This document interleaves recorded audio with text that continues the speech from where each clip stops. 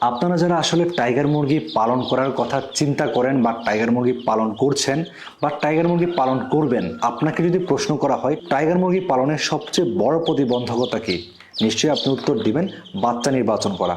কেননা আপনারা জানেন টাইগার মুরগি পালনের ক্ষেত্রে যদি সঠিক বাচ্চাটি আপনারা নির্বাচন করতে না পারেন তাহলে কিন্তু খামার শুরু করার আগে আপনার খামারটি ধ্বংস হয়ে যাবে বা শেষ হয়ে যাবে, কেননা আপনি সঠিক জাতি নির্বাচন করতে পারেননি।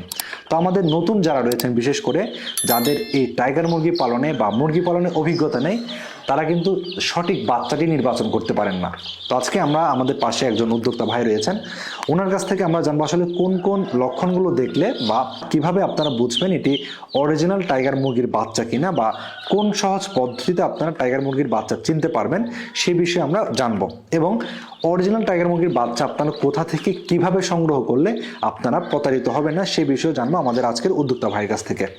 আসসালামু আলাইকুম ভাইয়া। ওয়ালাইকুম আসসালাম ভাই, ভালো আছেন? আলহামদুলিল্লাহ, আপনি কেমন আছেন? জি আলহামদুলিল্লাহ ভাই, ভালো আছি। আচ্ছা, আমরা তো আজকে সামনে অনেকগুলো মুরগির বাচ্চা নিয়ে বসে আছি, তো এগুলা কি জাতের মুরগি? এটা হচ্ছে টাইগার মুরগির বাচ্চা, এ গ্রেড বাচ্চা এবং 1 নাম্বার এ গ্রেড টাইগার মুরগির বাচ্চা। আচ্ছা, আমরা তো এখানে এগুলা নিয়ে বসেছি, তো আমরা যেটা দেখলাম আপনার ওইখানে হচ্ছে ব্রোডার শেডে হচ্ছে কারেন্ট, ওই রুমে কারেন্ট না থাকার কারণে আমাদের এখানে আসতে হয়েছে।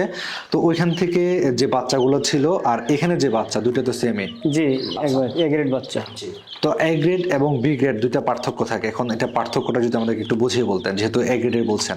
এ গ্রেড বাচ্চাটা হচ্ছে আপনার অরিজিনাল যে বাচ্চাটা, ওটা হচ্ছে এ গ্রেড, আর যেটা বি গ্রেড ওটা হচ্ছে একটু ছোট বাচ্চা হয়, ভালো হয় না। আচ্ছা আচ্ছা, তো আমাদের নতুন যারা টাইগার মুরগি পালন করে বা যারা আমার মতো অনভিজ্ঞ, মানে এর কোনো ধারণাই নাই, তারা আসলে কোন লক্ষণগুলো দেখলে সহজে বুঝতে পারবে যে এটা টাইগার মুরগির বাচ্চা? আমাদেরকে একটু আসলে ধাপগুলো যদি একটু বলতেন।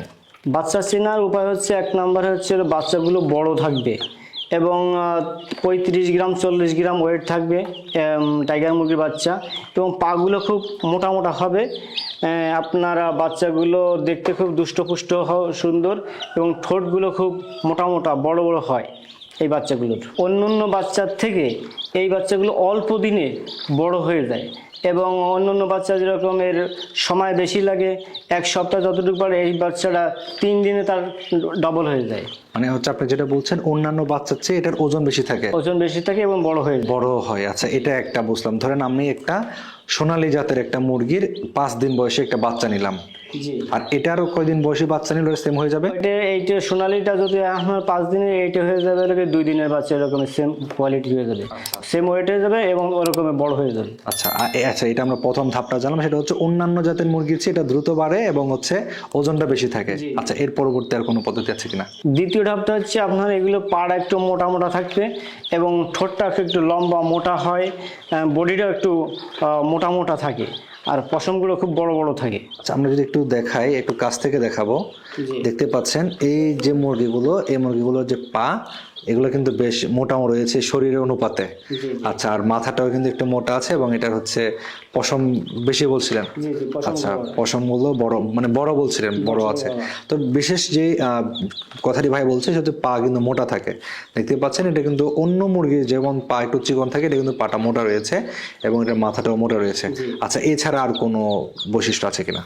এছাড়া এই বৈশিষ্ট্য, বাচ্চারা যখন আপনার ওঠে হেসারির থেকে, তখন বাচ্চারা ওয়েটও বেশি থাকে, ওয়েট অনেক বেশি থাকে ওই বাচ্চার থেকে। ওটা 10 গ্রাম 15 গ্রাম ওয়েট বেশি থাকে। আচ্ছা, আর সুস্থ সবল কেমন? সুস্থ সবল এই বাচ্চাগুলো আপনি খুবই চালু এবং রোগ বেলায় থেকে অনেকটাই মানে সেফ। এই বাচ্চাগুলো আপনার বৈশিষ্ট্য একটাই দেখা যাবে, সেটা হচ্ছে বাচ্চাগুলো নাদুস নাদুস, অনেক চঞ্চল, খুব চালু থাকে বাচ্চাগুলো, ছটপট করে সবসময়, মনে করে চালু চালু থাকে। মানে অন্যান্য বাচ্চা তো অনেক সময় ঝিমায়। জি জি, এটা ওই বাচ্চাগুলো ঝিমায় না, একটু খাবারও খুব সুন্দর ভালো খায়। খাবার পানি যদি খায় তাহলে বাচ্চাগুলো তো সবসময় ভালো থাকে এবং খাবার পানি খুব ভালো খায়, সুন্দর খায়।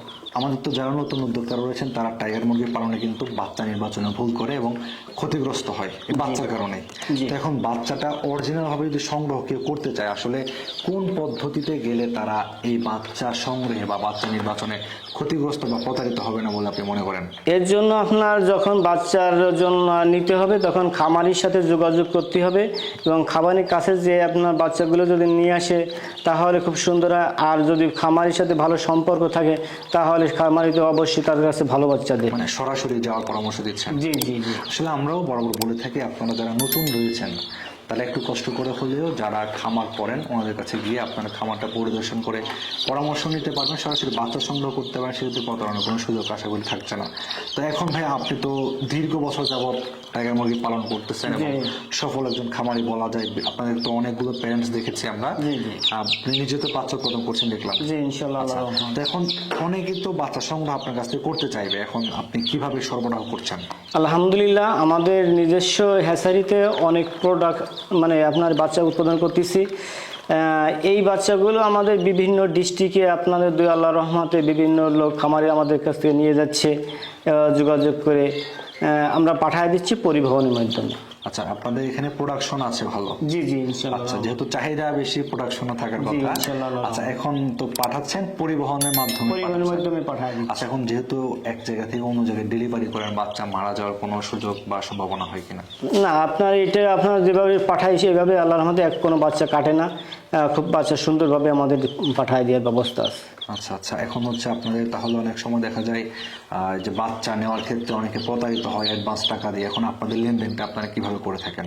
আমাদের কথা হচ্ছে যে খামারি ভাইরা যদি আমাদের কাছে আসে নিয়ে যায় আলহামদুলিল্লাহ, আর যদি তারা যদি না আসে তাদের কাছে আমরা পাঠায় দিই বিশ্বাস্তর মাধ্যমে। তবে আমাদের খামারের হ্যাচারিটা অনেক দিন দেখতেছে এবং বিভিন্ন চ্যানেলে আমাদের অ্যাড দেওয়া আছে, মানে বিশ্বাস্ত হয়ে গেছে এবং এইভাবে অনলাইনে আমাদের মাধ্যমে টাকা দিয়ে পয়সা দিয়ে আমরা পাঠাই। আচ্ছা, তাহলে হচ্ছে এখন আপনারা যদি কেউ অর্ডার করতে চায় সেক্ষেত্রে অগ্রিম টাকা কেমন দিতে হয় বা কত টাকা পেমেন্ট করতে হয় আনুমানিক? যদি কেউ সরাসরি এসে নিয়ে যায়, মনে করেন 500 টাকা আমাদের দিল অ্যাডভান্স করলো, 2 দিন পরে বাচ্চা নেবে, যদি সরাসরি আসে তাহলে খুব আলহামদুলিল্লাহ 500 টাকা দিল, বুকিং দিল, বাকি টাকা যখন আসবে তখন এসে আমার বাচ্চা নিয়ে যাবে, টাকা দিয়ে যায়। আর যদি নাকি সে না আসে তাহলে মনে করেন বুকিং দেওয়ার সময় 500 টাকা দিয়ে বুকিং দেবে এবং নেওয়ার সময় আর পুরো টাকা দিয়ে সে বাচ্চা নিয়ে যাবে। তো ভাই, এখন আমাদের যারা নতুন যারা খামারে রয়েছেন, নতুন খামার করতে চাইবে বা যারা খামার করে ক্ষতিগ্রস্ত, তাদের জন্য আপনার পরামর্শটা কি থাকবে? আলহামদুলিল্লাহ তাদের জন্য পরামর্শ আমার একটা থাকবে যে সঠিক জাতের টাইগার মুরগির বাচ্চা দিয়ে যদি পরিচালনা করে খামারটা তাহলে অবশ্যই সে লাভবান হবে। তো সেক্ষেত্রে যদি অরিজিনাল টাইগার মুরগি বাচ্চা দিয়ে পালন করে ক্ষতির তো কোনো সম্ভাবনা আছে না? ইনশাআল্লাহ আল্লাহর রহমতে কোনো ক্ষতির সম্ভাবনা নাই। যেহেতু আপনারা যারা টাইগার মুরগি পালন করতে চান সরাসরি আপনারা ভাইদের সাথে যোগাযোগ করতে পারেন, ভাইয়ের সাথে যোগাযোগ করে ওনার কাছ থেকে অরিজিনাল টাইগার মুরগির বাচ্চা নিয়ে যেতে পারেন। ওনাদের যেহেতু প্যারেন্টস রয়েছে, ওনাদের হ্যাচিং যে ওনাদের যে ডিমের এটাকে যেন বলে ওনাদের নিজস্ব ইনকিউবেটর, হ্যাঁ ওনাদের নিজস্ব ইনকিউবেটর, ওনারা এই যে বাচ্চাগুলো উৎপাদন করেন সরাসরি হ্যাচারি থেকে কিন্তু বাচ্চা সংগ্রহ করতে পারবেন। তো এছাড়াও টাইগার মুরগি পালনে কোনো ধরনের পরামর্শ বা কোনো বিষয় জানতে চাইলে সরাসরি ভাইয়ের ভিডিওতে স্ক্রিনে দেওয়ার নাম্বারে যোগাযোগ করে আপনারা সকল বিষয়গুলো আশা করি জানতে পারবেন। তো আপনাদের সঙ্গে দেখা হবে অন্য কোনো প্রতিবেদন, অন্য কোনো উদ্যোক্তার সঙ্গে। সে পর্যন্ত ভালো থাকুন, আল্লাহ হাফেজ।